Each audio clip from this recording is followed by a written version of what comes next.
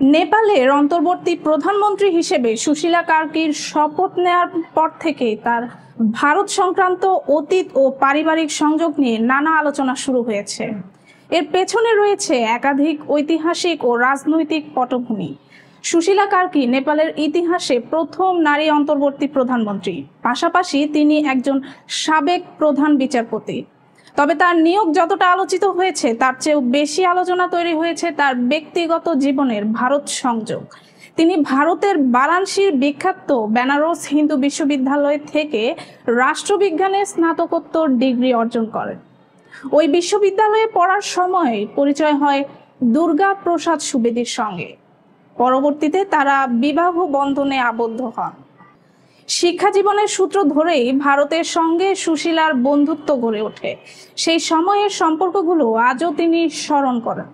এই আত্মিক বন্ধনের বিষয়টি প্রকাশ্যে আসে সম্প্রতি এক সাক্ষাৎকারে, যেখানে সুশীলা কার্কি নিজেই ভারতকে বন্ধু বলে উল্লেখ করেন এবং বলেন ভারত সব সময় নেপালের মঙ্গল চেয়েছে। তিনি ভারতীয় প্রধানমন্ত্রী নরেন্দ্র মোদীর বিষয়ে ভালো ধারণা রাখারও কথা স্বীকার করেন। এসব বক্তব্যের কারণে স্বাভাবিকভাবেই তাকে ভারতপন্থী বলে চিহ্নিত করার চেষ্টা করছেন অনেকে। বিশেষ করে প্রশ্ন তুলছে নেপালের অভ্যন্তরীণ রাজনৈতিক মহল, যেখানে ভারতের প্রভাব নিয়ে চিরকালই মিশ্র প্রতিক্রিয়া রয়েছে। তবে আলোচনার সবচেয়ে নাটকীয় দিক এসেছে তার স্বামীর অতীত ইতিহাস থেকে। দুর্গা প্রসাদ সুবেদী ছিলেন একজন যুবনেতা, যিনি 1973 সালে নেপালের ইতিহাসে প্রথম প্লেন ছিনতাইয়ের ঘটনার মূল পরিকল্পনাকারী হিসেবে অভিযুক্ত হন। তখন রাজতন্ত্রের বিরুদ্ধে আন্দোলন জোরদার করতে অর্থ সংগ্রহের উদ্দেশ্যে এই বিমান ছিনতাই করা হয়। প্লেনটি ভারতীয় সীমান্ত শহর ফরবিসগঞ্জে নামিয়ে ব্যাংকের বিপুল অর্থ নিয়ে আন্দোলনের তহবিল গঠন করা হয়।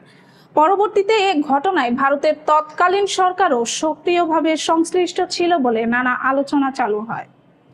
ওই ছিনতাই অভিযানে নেপালের ভবিষ্যৎ দুই প্রধানমন্ত্রী গিরিজা প্রসাদ কৈরালা ও সুশীল কৈরালার সংশ্লিষ্টতা ছিল বলেও ধারণা করা হয়। সেই ঘটনার পর সুবেদী ভারতে আত্মগোপনে চলে যান এবং জরুরি অবস্থার সময় গ্রেফতার হয়ে 2 বছর জেলে কাটান। পরে তাকে নেপালে ফেরত পাঠানো হয়। তার এই রাজনৈতিক অতীত একদিকে ভারত নেপাল রাজনৈতিক ইতিহাসের একটি স্পর্শকাতর অধ্যায়, অন্যদিকে নেপালের বর্তমান প্রেক্ষাপটে তা আবারও সামনে চলে এসেছে, বিশেষ করে যখন তার স্ত্রী দেশটির সর্বোচ্চ নির্বাহী দায়িত্বে। এই কারণেই ভারতের সঙ্গে সুশীলা কার্কির ব্যক্তিগত, শিক্ষাগত ও পারিবারিক সংযোগ ঘিরে এত আলোচনার জন্ম হয়েছে। এটি একদিকে তাকে ভারতের ঘনিষ্ঠ বন্ধু হিসেবে দেখায়, আবার অন্যদিকে তার স্বামীর অতীত ভারত নেপাল রাজনৈতিক ইতিহাসের জটিলতা নতুন করে সামনে নিয়ে আসে। এমন অবস্থায় তার নেতৃত্বাধীন সরকার ভারতের প্রতি কতটা বন্ধুত্বপূর্ণ থাকবে, নাকি নিরপেক্ষ অবস্থান নেবে, তা নিয়েও জনমনে প্রশ্ন তৈরি হয়েছে। ভারতের প্রধানমন্ত্রী নরেন্দ্র মোদী অবশ্য খুব ইতিবাচক বার্তা দিয়েছেন। তিনি সামাজিক যোগাযোগ মাধ্যমে দেওয়া বার্তায় সুশীলাকে অভিনন্দন জানিয়ে নেপালের শান্তি, অগ্রগতি ও সমৃদ্ধির প্রতি ভারতের প্রতিশ্রুতি পুনর্ব্যক্ত করেছেন। অনেকে একে ইতিবাচক সম্পর্কের ইঙ্গিত হিসেবে দেখলেও নেপালের রাজনীতিতে সবসময় ভারত সংযোগ একটি সংবেদনশীল ইস্যু, বিশেষ করে যারা ভারতীয় প্রভাবকে সন্দেহের চোখে দেখেন তাদের জন্য। সুতরাং সুশীলা কার্কির অতীত, তার ব্যক্তিগত সম্পর্ক এবং স্বামীর রাজনৈতিক ইতিহাস মিলিয়ে ভারতের সঙ্গে তার সম্পর্ক এখন শুধু ইতিহাসের বিষয় নয়, নেপালের বর্তমান ও ভবিষ্যৎ রাজনীতির ক্ষেত্রেও তা এক গভীর রাজনৈতিক প্রশ্ন হয়ে দাঁড়িয়েছে। কারণ নেপালে ভারত বিরোধী মনোভাব যথেষ্ট তীব্র, সেই সঙ্গে চীনেরও ব্যাপক প্রভাব রয়েছে সেখানে। ক্ষমতাচ্যুত প্রধানমন্ত্রী কেপি শর্মা ওলি ছিলেন চীনপন্থী। তিনি তার পদ হারানোর জন্য ভারতকে দায়ী করেছেন। সে কারণে সবচেয়ে বড় প্রশ্নটি হলো, ওলিকে সরিয়ে সুশীলাকে ক্ষমতায় কি ভারতই বসিয়েছে? নেপালের পর্যটন মৌসুম রক্ত আর আগুনে থমকে গেছে। শরৎকাল, যা সাধারণত ব্যবসার সবচেয়ে ব্যস্ত সময়, এবার সেখানে নিরাপত্তা বিরাজ করছে। কাঠমান্ডু, পোখারা, বৈরহাওয়া সহ বিভিন্ন পর্যটন এলাকা আগুন সহিংসতার শিকার, হোটেল পোড়া ও যানবাহন দগ্ধ হয়েছে। অনেক বিদেশি পর্যটক সফর বাতিল করেছেন।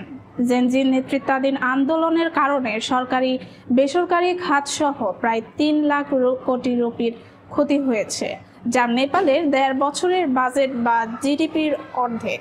চলতি অর্থ বছরে অর্থনৈতিক প্রবৃদ্ধি 1% নিচে নেমে আসতে পারে।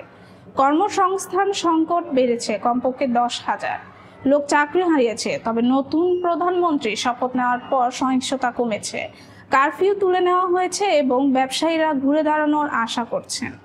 পর্যটন খাতের সংগঠনগুলো বলছে দেশ স্থিতিশীলতার পথে এবং বিমানবন্দর ও পরিবহন ব্যবস্থা স্বাভাবিক হয়েছে।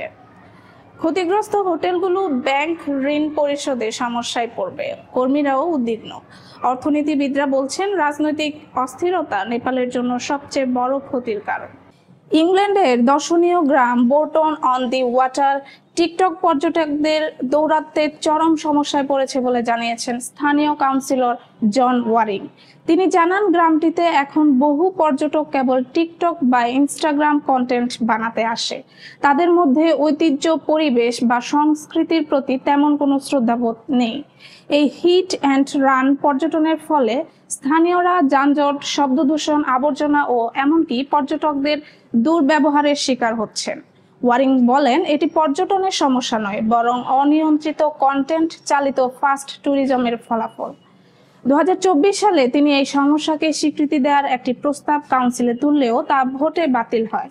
তবে সাম্প্রতিক ছুটির মৌসুমে স্থানীয়দের ক্ষোভ সোশ্যাল মিডিয়ায় জোরালোভাবে প্রকাশ পাচ্ছে।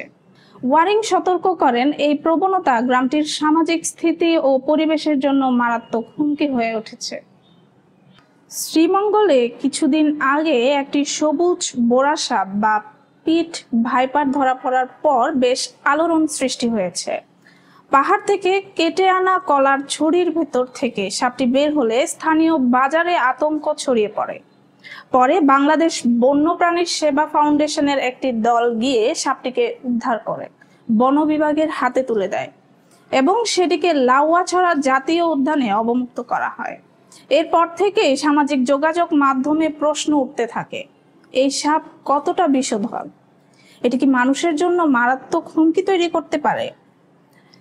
পিট ভাইপার বা সবুজ বোরা বাংলাদেশে একেবারে অপরিচিত নয়, তবে এটি বেশ দুর্লভ এবং সাধারণত পাহাড়ি বনাঞ্চলে পাওয়া যায়। এটি ভাইপারিডি পরিবারের অন্তর্গত এক ধরনের বিষধর সাপ, যার বিশেষ বৈশিষ্ট্য হলো চোখ ও নাকের মাঝখানে অবস্থিত একটি তাপ সংবেদনশীল অঙ্গ, যাকে পিট বলা হয়। এই অঙ্গের সাহায্যে পিট ভাইপার অন্ধকারেও উষ্ণ রক্ত বিশিষ্ট শিকারের অবস্থান শনাক্ত করতে পারে। এই কারণে রাতেও এটি নিখুঁতভাবে শিকারকে আঘাত হানতে সক্ষম। বাংলাদেশে 7টি পিট ভাইপার প্রজাতির উপস্থিতি শনাক্ত করা হয়েছে বা ধারণা করা হয়। এর মধ্যে নিশ্চিত হওয়া প্রজাতিগুলো হলো পাহাড়ি বোরা, white lip pit viper, bamboo pit viper, spot tail pit viper, যাকে বাংলায় তিলালেজি বোরা বলা হয়, গোপস পিট ভাইপার এবং ম্যানগ্রোভ পিট ভাইপার। শ্রীমঙ্গলে পাওয়া সাপটি ছিল স্পট টেল প্রজাতির, যার শরীর সবুজ হলেও লেজের অংশ বাদামি রঙের হয়। এই বৈশিষ্ট্যের কারণে একে তিলালেজি বোরা বলা হয়। বিষধর হলেও পিট ভাইপারের বিষ সাধারণত মধ্যম মাত্রার। এটি হেমোটক্সিন ধরনের, অর্থাৎ রক্তের উপাদান ধ্বংস করে, রক্ত জমাট বাঁধার ক্ষমতা কমিয়ে দেয় এবং রক্তনালীতে জটিলতা সৃষ্টি করতে পারে। এর কামড়ের পর আক্রান্ত স্থানে প্রচণ্ড যন্ত্রণা, ফোলা, এমনকি ত্বকের রঙের পরিবর্তন বা ফোস্কা দেখা দিতে পারে। অনেক সময় শরীরের অন্য অংশে অবশ ভাব, শ্বাসকষ্ট, এমনকি হৃদস্পন্দনের অনিয়ম দেখা দেয়। তবে আশার বিষয় হলো বাংলাদেশে এখন পর্যন্ত পিট ভাইপারের কামড়ে মৃত্যুর কোনো নিশ্চিত তথ্য পাওয়া যায়নি। তাহলে কি একেবারেই ঝুঁকি নেই? সাপটির বিষ প্রাণঘাতী না হলেও অবহেলা করলে জটিলতা হতে পারে। চিকিৎসা না নিলে আক্রান্ত স্থানে পচন, সংক্রমণ বা অঙ্গহানির ঝুঁকিও থেকে যায়। চিকিৎসকেরা জানান, পিট ভাইপারের জন্য বাংলাদেশে এখনো কোনো নির্দিষ্ট অ্যান্টিভেনাম নেই। থাইল্যান্ডে এই সাপের জন্য ম্যানোভ্যালেন্ট অ্যান্টিভেনম তৈরি হয়, তবে তা বাংলাদেশে সহজলভ্য নয়। ফলে পিট ভাইপারের কামড়ের চিকিৎসা মূলত সাপোর্টিভ চিকিৎসার মাধ্যমে হয়। ব্যথানাশক, অ্যান্টিবায়োটিক ও অন্যান্য ওষুধ ব্যবহার করে আক্রান্ত ব্যক্তিকে সুস্থ করে তোলা হয়।